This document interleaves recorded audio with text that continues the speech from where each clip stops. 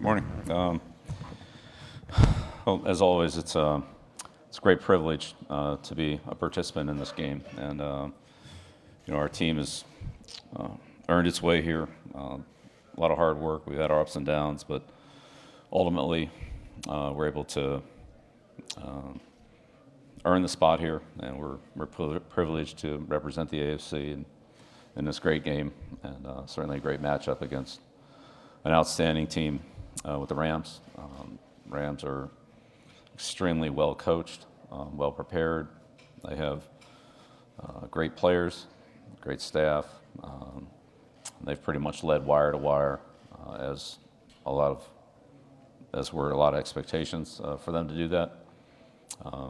So we're gonna and have had a good week of preparation back in Foxborough. Kind of fine-tune a few things here this week, and be ready to compete Sunday night against a great football team. They've had a great year, and I have a ton of respect for what they've done, the way they've done it, and we're going to go out there and do our best to compete against it.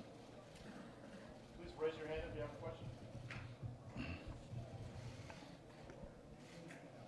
On your right, Coach, Farhan Lalji from TSN. Just want to ask you about Julian Edelman, who's always been so good in the playoffs. What is it about his makeup that allows him to succeed in the biggest games? Julian's prepares well. He's a very competitive player. He's got good skills, and he plays extremely hard. He's a very competitive guy. So unselfish, whatever we ask him to do, he's always willing to do it, gives his best, and he does a lot of things to help other players around him play better or achieve success. I think we all really respect him for that, and appreciate what he does to help the football team in so many areas, going back to when he played defense for us and in playoff games, and he's obviously returned kicks, played in the kicking game, and made a lot of big plays on offense as well. So he's always there, and we can always count on him.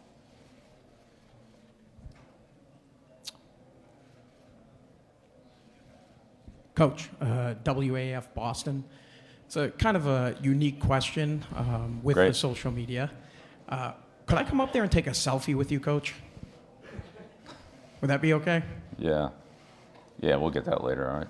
Is it maybe if I just got in front of the podium and you waved? Next question. Th- Next question. Coach, Arturo Carlos for Maxima Avance Mexico. Coach, what can you tell us about the difference between Sonny Michel and James White, even when they are trying to throw the football to both of the guys? Well, we feel very fortunate to have a good set of backs. They're all very talented, have been very productive for us. James is clearly that leader. He's been with the team in a number of different roles, but has had a lot of production in the passing game, but he's also had a lot of production in the running game.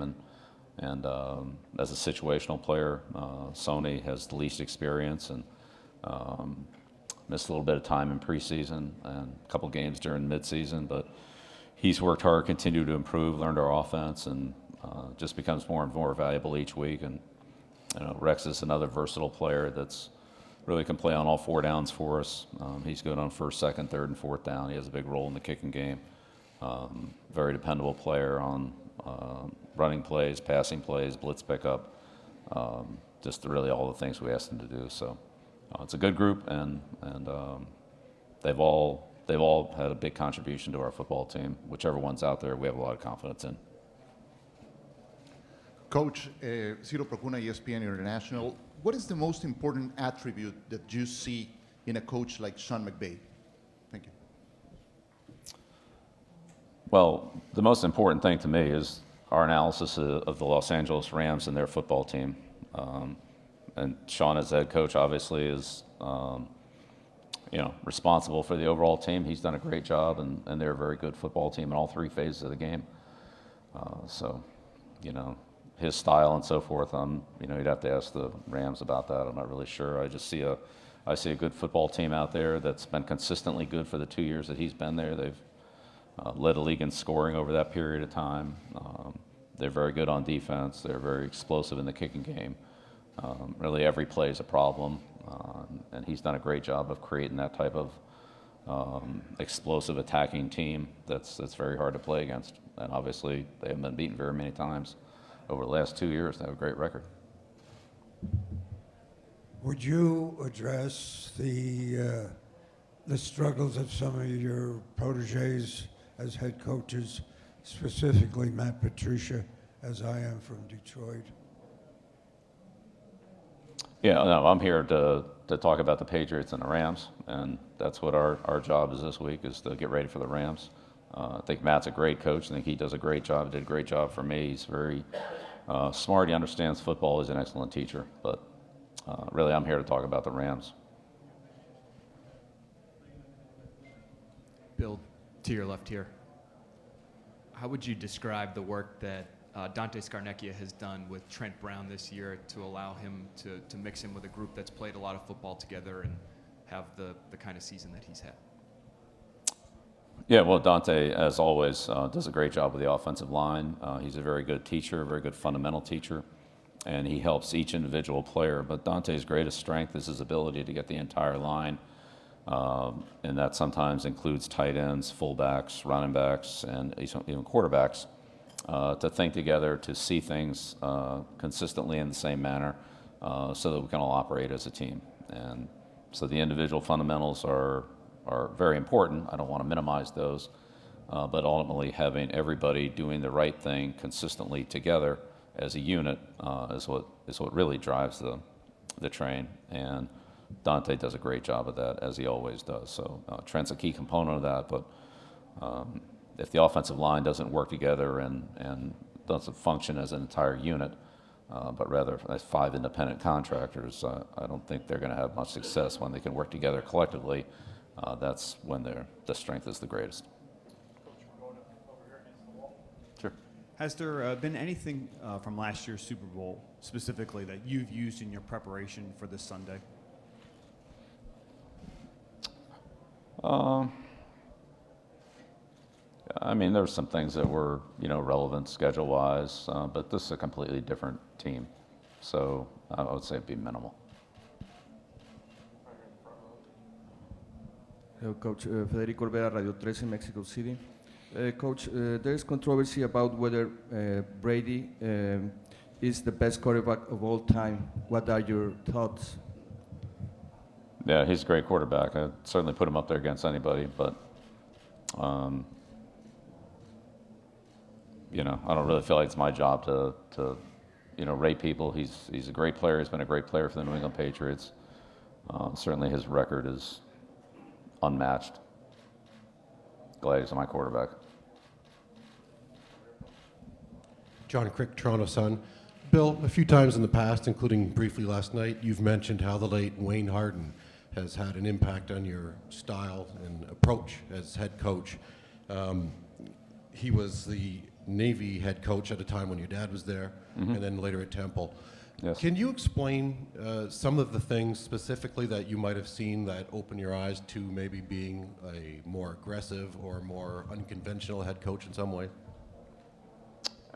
Just say Coach Harden's philosophy was very much of he was going to look at things. If he saw something that he felt would help the team and was productive, then he would do it regardless of maybe what the conventional thoughts were at that time, and what was traditional. He was willing to, again, run plays and train and do things that were, I would say, a little bit off the beaten path. And having talked to other players who specifically played for him, like Tom Lynch, like Roger Staubach, like people like that, they confirmed that. And I saw that not only when he was at Navy, but then, as you mentioned, when he went to Temple, not just offensively, but in the kicking game and defensively. And sometimes you just I would just a little bit shake my head, but then when you saw the results of it and you understood what he was thinking, you were like, this is a pretty good idea, and not one that I would have thought of right off the bat. So when I got into coaching with the Giants, he was still at Temple. And certainly I was a lot older and a lot more able to understand and learn from him than I was when I was, a preteen. And so I'd say looking back though, when you learn something young and it kind of becomes you're comfortable with it or you're used to it, and you're very impressionable at that age, I'd say that stuck with me. I'd go to the Garden State Bowl against Cal as an example of that game, of things that he would do. So that would be an example of it. Coach, we're going to go in the back on the left here. Okay. Yes. Hi, Bill. Hi. What have you discovered over the years about kind of the science behind roster building, not just adding the right guys, but doing so at an optimal time? Well, that's a great question. Roster building in the National Football League is a very challenging task, and there are so many talented players in this league, and they can be very different. So you could have very talented guys with different skills, and ultimately you have to try to find the right mix for what's best for your team, and that can be long and short term because there's a developmental aspect to young players, and then there's an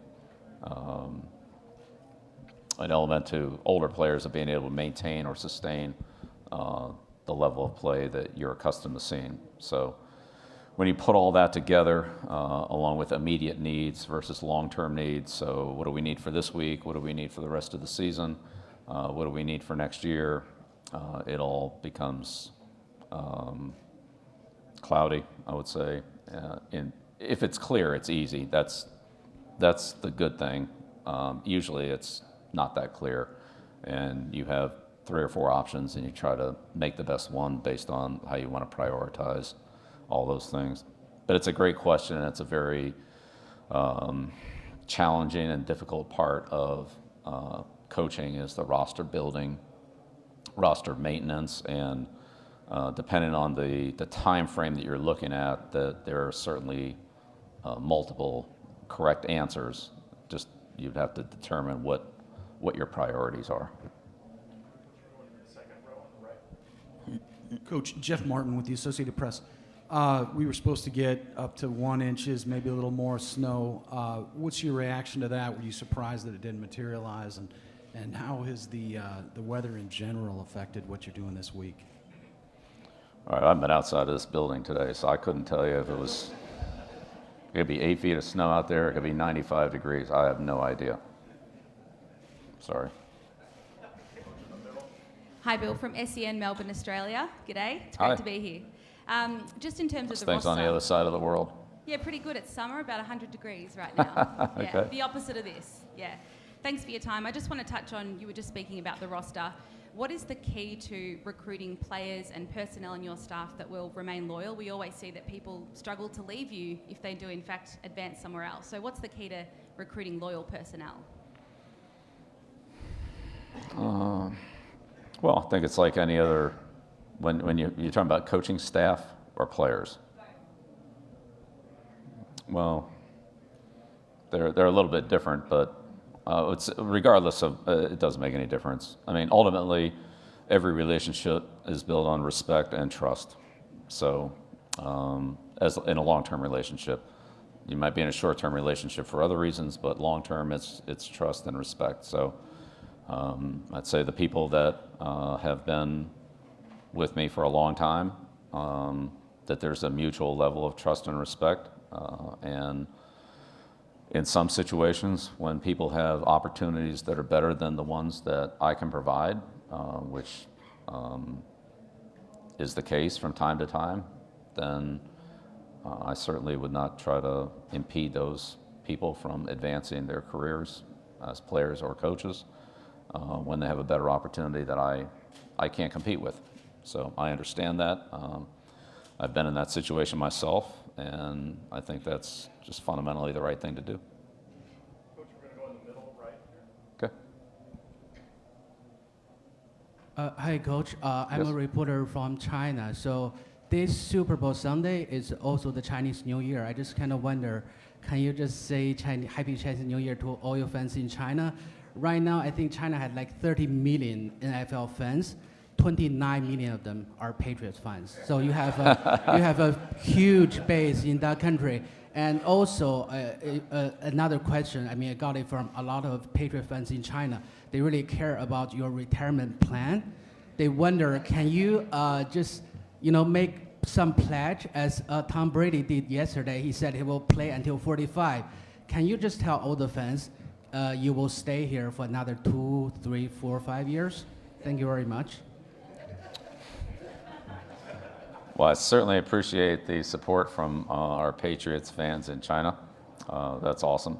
And yeah, right now I'm really just focused on trying to help our team do the best job I can to prepare our team for the Rams. And I'm not going to really worry about anything else besides that. I've hit the 45-year-old milestone myself as a coach, so long past that. But as far as the future goes, right now the future for me is Sunday night against the Rams. Just a few more questions. We're going to start there in the back. Patrick Izumi, Pro7 Germany. No worries, I'm not going to ask you about Sebastian Vollmer. It's a football question. Now the Rams. That is, Sebastian Vollmer is football. That's. Yes, but I got a football question for you as a defensive guy. Now the Rams like to insert their receivers in a running game, just like fullbacks almost. Now does that create any headache for you as far as playing man coverage against it? Well, it creates a lot of problems. That's why they do it. One thing about the Rams, everything they do creates problems. So Coach McVay and his staff do an excellent job of making things difficult on the defense. That's one of the many things they do that creates problems. It creates an extra gap, and it puts the player in close proximity to do other things, run crossing routes, run reverses and misdirection plays like they've done with Woods a number of times this year. Add another gap into the running game that you have to account for defensively, man or zone. So again, all the things they do, they don't do them to be friendly to the defense. They're very inhospitable to the defensive coaches and players. They make it tough. They have a great game plan. They have great schemes, and all their tactics are provide another degree of difficulty for the opposing defense. Coach, we're just going to do 2 more questions. They're both on this side of the room, starting in the first row. Hi, Bill. I know you wouldn't need any football history lessons from someone like me, so I'm sure you're aware that for 25 years, the team that lost the Super Bowl hasn't been able to make it back the following year. I talked to some of your players, and they gave you a lot of credit for maintaining a sense of normalcy and just getting to work every day, and that's how they got back here. What have you seen from your players, this group of players, that they've been able to get back here a year after last year? Yeah, I don't really care about last year or the year before that or 2 years before that. I don't think that really makes a lot of difference. I think what is important on this year's team is that these players have worked hard. They've tried to improve every single day. As coaches, we've tried to do the same thing. Each year, I think your team is comprised of obviously different players. You face some different opponents, and you evolve into a slightly to maybe moderately different team than what you were the year before. And that's the case this year. That's really the case every year. So we've tried to adapt and adjust to our strengths and weaknesses, our opponents, and try to find the right combination to make our team the best that we can. And our players have embraced that. They've been asked to do a lot. They've been asked to do some things differently from what they're used to doing them, but they've tried to make those changes because they see it's for the betterment of the team. And I really respect and appreciate their attitude, their work ethic, their physical and mental toughness, and their resiliency. Everything doesn't always go perfect or right, but we go back to work, we try to correct it, we try to fix it. Sometimes we have to change it and try to get it better the next time. And they've done that relentlessly since the middle of April last year. Minus the month break we had there in June and July, but since the middle of April, we've been really demanding those type of things from them on a daily basis, and they've responded day after day, week after week, month after month. So I have a ton of respect for the individuals and collectively the different units as they've tried to do that. Last question, second row. Hey, Bill. Wyatt Vaughn with JR NOLA. Do you feel like Tom kind of pioneering the underdog mentality for your team has kind of brought a new form of motivation to your team? Possibly. I don't know. I can't speak to what motivates every player, every coach on our team. But I think ultimately we all want to go out there and perform our best on Sunday night. We've, as I said, been at it for a long time this year. It's the biggest game of the year. Everything's on the line. Everything's at stake. We all want to go out there and perform at our very highest level. And that's because of our respect and commitment to each other. And certainly we understand how difficult it is to play a team like the Rams and what that challenge will be. So we're going to do all we can this week to prepare to do that Sunday night. I know we're going to go out there and perform at try to perform at our very best level. And we know that's what it's going to take. So whatever all the motivation or things are that go into that, I don't know, but I think ultimately that's what it's really about is how do you get to your best on Sunday night individually and collectively as a team. And that's what we're absolutely going to commit to and try to do. Okay. All right. Thank you very much.